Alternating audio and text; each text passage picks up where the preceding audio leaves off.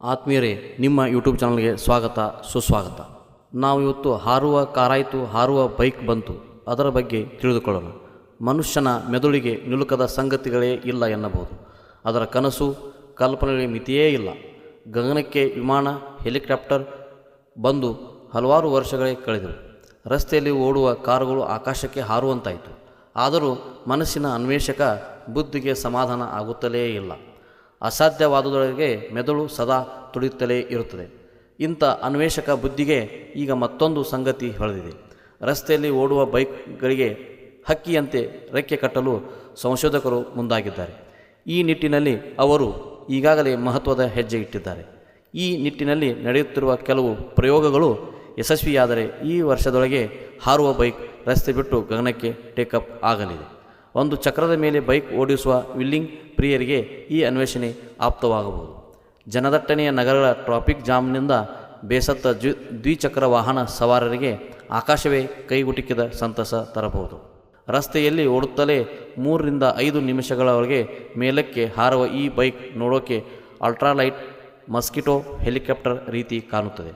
ತನ್ನ ಸುತ್ತಮುತ್ತ ಚಕ್ರಗಳನ್ನೇ ಸುತ್ತಿಕೊಂಡಿರುವ ಈ ಹಾರುವ ಬೈಕ್ ವಿನ್ಯಾಸದಲ್ಲಿ ಸದ್ಯ ಕೆಲವು ದೋಷಗಳಿವೆ. ಮೇಲಕ್ಕೆ ಹಾರುವ ಈ ಬೈಕ್ ಸಾಮಾನ್ಯ ಹೆಲಿಕಾಪ್ಟರ್ನಂತೆ ಆಕಾಶದಲ್ಲಿ ಸ್ಥಿರತೆ ಕಾಯ್ದುಕೊಂಡಿದೆ. ಆದರೆ ಮುಂಚಲನೆ ಸಾಧ್ಯವಾಗಿಲ್ಲ.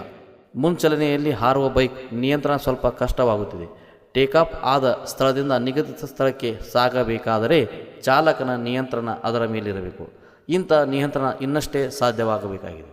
ಸುಮಾರು 85 kg ತೂಕ ಇರುವ ಈ ಹಾರುವ ಬೈಕನ್ನು ಅತ್ಯಂತ ಹಗುರ ಅಲ್ಯೂಮಿನಿಯಂನಿಂದ ತಯಾರಿಸಲಾಗಿದೆ. ಬ್ಯಾಟರಿಯಲ್ಲಿ ಸಂಗ್ರಹಗೊಂಡ ವಿದ್ಯುತ್ನಿಂದ ಸುಮಾರು 50 ನಿಮಿಷಗಳವರೆಗೆ ಈ ಬೈಕ್ ಬಾನಿನಲ್ಲಿ ಹಾರಾಟ ನಡೆಸಬಲ್ಲದು. ಹೀಗೆ ಬೈಕ್ ಹಾರೋಕೆ ಕೇವಲ 50 ವ್ಯಾಟ್ ವಿದ್ಯುತ್ ಸಾಕು ಅಂತಾರೆ ಅನ್ವೇಷಕರು. ಯಶಸ್ವಿ ಹಾರಾಟ ನಡೆಸುವ ನಿಟ್ಟಿನಲ್ಲಿ ಹಾರುವ ಕಾರಿನ ವಿನ್ಯಾಸದಲ್ಲಿ ಇನ್ನಷ್ಟು ಬದಲಾವಣೆ ತರಲು ಸಂಶೋಧಕರು ಶ್ರಮಿಸುತ್ತಿದ್ದಾರೆ. ಸೆಪ್ಟೆಂಬರ್ 2012ಕ್ಕೆ ಅಂತಾರಾಷ್ಟ್ರೀಯ ತಂತ್ರಜ್ಞಾನ ಮೇಳದಲ್ಲಿ ಹಾರುವ ಬೈಕ್ನ ಮಾದರಿ ಪ್ರದರ್ಶನಗೊಂಡಿತು. ಓಡುವ ಬೈಕ್ ಹಾರಬಲ್ಲದೆ ಅಥವಾ ಇಲ್ಲವೇ ಎಂಬುದು ಅನಂತರವೇ ತಿಳಿಯಲಿದೆ. ಬೈಕನ್ನು ಆಕಾಶದಲ್ಲಿ ಮುಂದೂಡಲು ಸುರುಳಿಯಾಕಾರದ 4 ಚಾಲಕ ದಂಡಗಳಿದ್ದು ಅದರ ವಿನ್ಯಾಸವೇ ವಿಶಿಷ್ಟವಾಗಿದೆ. ಒಂದು ವೇಳೆ ಗಗನದಲ್ಲಿ ಹಾರುತ್ತಿರುವಾಗಲೇ ಬ್ಯಾಟರಿ ಖಾಲಿಯಾದರೆ ಮುಂದಕ್ಕೆ ಚಲಿಸಲು ಸೈಕಲ್ನಂತೆ ಬೈಕ್ನಲ್ಲಿ ಪೆಡಲ್ ತುಳಿಯಲೇಬೇಕು. ಒಟ್ಟಿನಲ್ಲಿ ಹಾರುವ ಬೈಕ್ ಯಶಸ್ವಿ ಆಗುತ್ತೋ ಇಲ್ಲವೋ ಗೊತ್ತಿಲ್ಲ, ಆದರೆ ಕಲ್ಪನೆ ಮಾತ್ರ ಅದ್ಭುತ. ಧನ್ಯವಾದಗಳು.